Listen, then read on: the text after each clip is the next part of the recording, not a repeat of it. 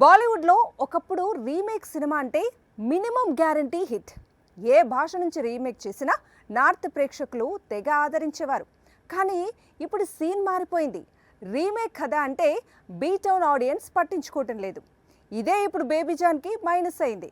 రెండు సౌత్ సినిమాల మధ్య నలిగిపోయే పరిస్థితి ఏర్పడింది. విజయ్ తేరీని హిందీలో బేబీజాన్ గా రీమేక్ చేశాడు వరుణ్ ధావన్. క్రిస్మస్ సందర్భంగా డిసెంబర్ 25న ఆడియన్స్ ముందుకు తెచ్చాడు.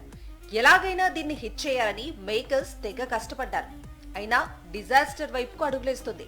రెండు సౌత్ సినిమాల నుంచి బేబీజాన్ గట్టి పోటీ ఎదుర్కొంటోంది. డిసెంబర్ 5న రిలీజ్ అయిన పుష్ప 2 దేశవ్యాప్తంగా 3 వారాల పాటు సక్సెస్ఫుల్ గా రన్ అయింది. దీని జోరు తగ్గిందని బేబీజాన్ ని రంగంలోకి దించితే ఆడియన్స్ ని మెప్పించలేకపోయింది. దీంతో ప్రేక్షకుల ఓట్లు మళ్లీ పుష్ప 2కే పడ్డాయి.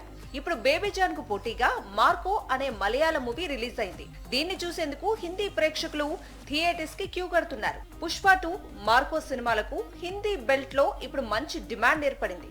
దీంతో బేబీజాన్ ను థియేటర్ల నుంచి తీసేయడానికి సిద్ధపడుతున్నారు ఓనర్లు. ఆదివారం నుంచి మార్కోకి 5 షోలు ఇచ్చి బేబీజాన్ ను 3 షోలకే పరిమితం చేశారు. జనవరి 1 నుంచి దీని ఎఫెక్ట్ ఇంకా పెరిగే ఛాన్స్ ఉంది.